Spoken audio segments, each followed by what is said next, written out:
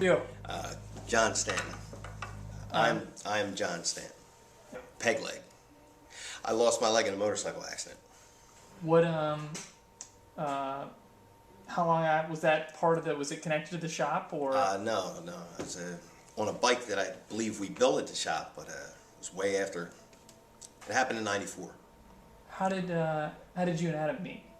At a motorcycle shop called Academy Cycles. Oh, Adam and I met at Academy Cycles. Every day is different. But usually wake up, and we fix motorcycles till we go to sleep. What's your favorite bike that you've ever built? It's hard to say. I really don't have a favorite. I like them all. How'd you get into motorcycles? My dad. He gave me a mini bike when I was 6. Told me if I wanted to ride, I'd had to put it together. I had it together within 2 hours. So. Has that love for motorcycles stayed true over the years? I lost my leg on one and I still ride. How would other people at the shop describe you? And you can verify this. If you're telling the truth. Fun, I guess. I have my ups and downs. Always doing it wrong. We have a lot of fun at the shop when we work. We all like kind of joke around, just makes the day go by easier. Well, I've got a shot. When I was climbing up a ladder, I was helping a friend of mine roof, and I was climbing up a ladder and my leg fell off. I had a 55-gallon bucket of muck, and my buddy's running around with my leg going, ah, ah, ah. I was like, I'm going to drop the bucket. He came running up the ladder, duct taped it onto my leg. I had a pit bull rip it off once while I was fighting its master. Now the dog was running around with the leg in its mouth. Rawr! I was sitting there thinking, where did he get that prosthetic leg? And I fell backwards. Dude booted me in the face. Well, now he's here. Yeah. He's a good guy. You know that I'm an asshole. And between us, it's okay. It's other people calling me an asshole is the problem. You guys have every right because you put up with it every day.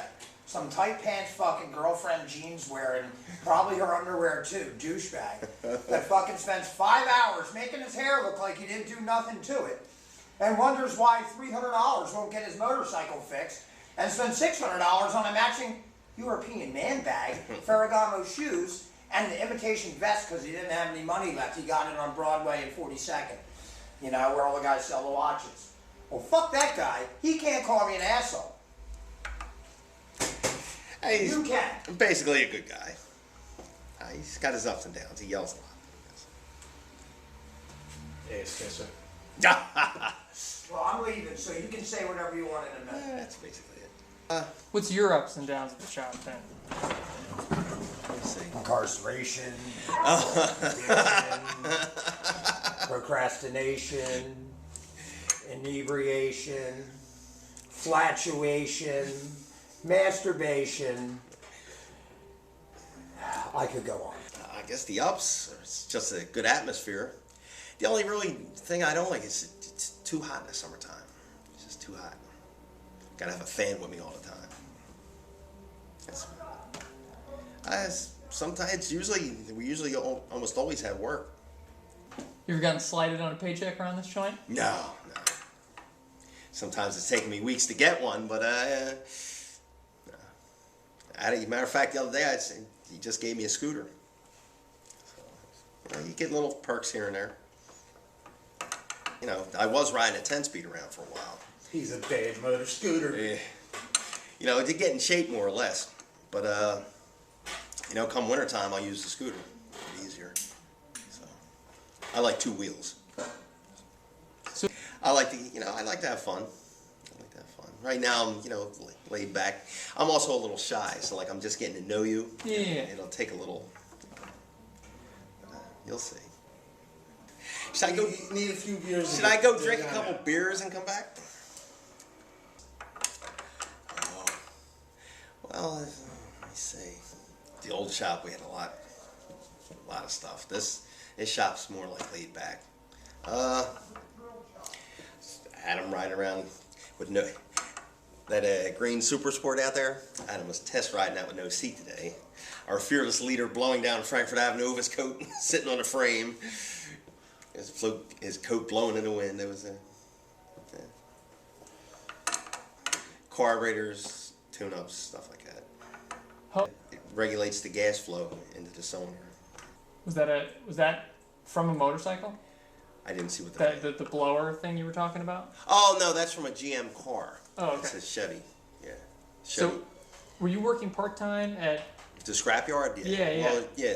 Tell me about the scrapyard, how that gig came about. Well, I've been going there since I was 14. Basically, people just bring metal in, and I sort it out, weigh it, and I was originally there to be the junkyard mechanic. So if something broke down, I would fix it. But everything kept running, and there was nothing to fix, so he just had me doing the metal work.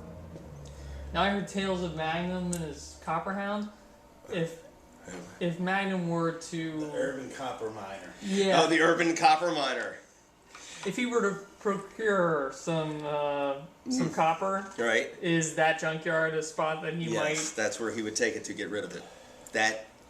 People bring cans in. I think cans are 55 cents a pound. Aluminum siding, all kinds of stuff. Yes, Magnum would sometimes obtain some copper and bring it by. Yes. Do you guys know everybody in like the surrounding neighborhood? Yeah, pretty much. What are some of the neighbors / characters like next door, across the street, that sort of thing? Colorful. We have a couple across. I want to watch what I say about them. Because let see, neighbors. We got colorful ones. Guy and his old lady. I'm not going to say where. We're actually fist fighting. I heard that. And then Adam caught me. What would I do to it? Yeah. Well, it depends what came in wrong with it. We get a lot of electrical problems, charging problems, tune-ups, things that have been sitting for a while that we have to restore. The difference between a cafe racer and a stock bike would be the gas tank, the bars. The cafe racer is the illusion of making it look like a race bike, as opposed to a stock bike. I'm the martyr. Are you affected at all by when the full moon comes out? I get a little hairy for some odd reason and get the urge to howl, but not, I don't know. Other than that. His leg grows back too. Yeah. I have no idea. I came in one day and it was here. Adam said we were going to go out cruising in it that night, but he never... He had always wanted a helicopter. One day, supposedly somebody left it to him that owned a museum or something. So I keep trying to get him to take it out. I think we could fly it. I'm pretty sure we could. Can you get a DUI flying a helicopter, you think? No. Oh, yeah. Could you imagine that one? All the electric lines and all trees. Oh, it'd be good times. First Friday. Yeah, Or first Friday? every month there's a big open house all through Frankfurt Avenue. And yeah, it's a whole And the neighborhood. community uses it every once in a while. They do little concerts and shit in the yard. It kind of reminded me of the boardwalk. It was so crowded out there. Everybody was having fun. Groups of people walking together. Just like the boardwalk. Down like Wildwood or something. What's some of the weirdest customers you've had walk through the door? I've always found like the chicks with motorcycles a little funny. I'm still adapting to that, But you meet all kinds of different people. You meet lawyers, everybody, doctors. So I guess the whole adventure thing, kind of makes it fun. So I know people that have motorcycles and don't have any women, so I don't know. That's like an old line. Hey, you want to go for a ride on my bike? I had a friend of mine. We're in a bar. This guy has never rode a bike in his life. He had bought one, and we were putting it together in his basement. And he's talking to these girls, and he's up against the bar, and he goes, "Yeah, when things get rough, I just go home and ride my bike." And I looked at him and said, "Yeah, exercise bike, because you ain't riding the motorcycle." Like I said, not really so much in this shop, but the past ones we've had ups and downs like that. We had a guy that came by and actually shot a car out in front. Why? Because he wanted his bike and he didn't want to pay. So he came back and figured he was going to intimidate us, started shooting a car. I ran out front with an axe, started chasing him. So, but he neglected to shoot me. You chased a guy down the street with an axe? Yes, he had a gun. All right, he shot the hood of the car. I came running out front. He said, "Try shooting me." Chased him around the car with the axe. I was in shorts, greasy, about 12 o'clock at night, so I was, oh. What would you do if you saw you coming? I would have shot me. In the other leg at least, and then ran. No, I'm actually on parole for a firearm, so I don't stay away from them. I just got out of jail August 10th. So. Still wearing state-issued boots? Just got out just for a violation, for not seeing my probation officer. Like I said, I've been on parole since '03 for a firearm possession. Just having a gun on me. Yeah, that's about it. I'm just going to see my probation officer now, that's all. You see, before I used to get rebellious and stop seeing him. I'm not going to do that anymore because I'm almost 50. So, it's a little, going back and forth. I mean, I enjoy lifting weights and stuff like that, but I can always do that at home. I just got out of jail. I still have my state-issued boots. I can probably hold them up for the camera. Can you see the bottom of it?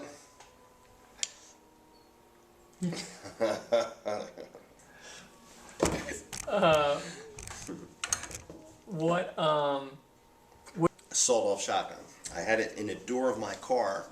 I was up at a friend of mine's junkyard, shooting the gun off, and I put it in the door of the truck coming home, and I was messing around with somebody, and I started burning rubber in my van, and I got pulled over by the police, and they happened to find the gun. Oh, well, actually, I only got 4 years probation. That could have been a lot worse. Got it. It was a sawed-off shotgun, so that's altering a firearm. The feds could have picked it up. Got it. So I brought it up to a friend of mine's junkyard just to shoot it off. Oh, yeah. So we went up there, shot about 15, 20 cars, went through about 50 shells, and then went home. Good day. I had fun. Yeah. I had fun. Supercharger, it's a junk man's world. Woo. Marvelous. I'm gonna put a little plant coming out the top. No, you're gonna bolt that to something. My Honda. It worked. Guys, that's Steve. Works here. This is Joe, the owner. How you doing? Mostly I do like mechanic stuff here. Putting seals in the piston on that machine. We just did the forklifts. Resealed them. Now we're doing electrical work on that forklift. Beautiful day out today. We get a lot of neat stuff that comes through here. All kinds of stuff like you normally wouldn't see. We get antique stuff, lots of neat brass. Oh yeah. We get people to scrap copper. We do cans. And we get people come in here with shopping carts with about 30 bags, trash bags full of cans. They get over $100 for them. Vintage bikes have class. Anybody can go out and just get a normal, everybody's got newer bikes.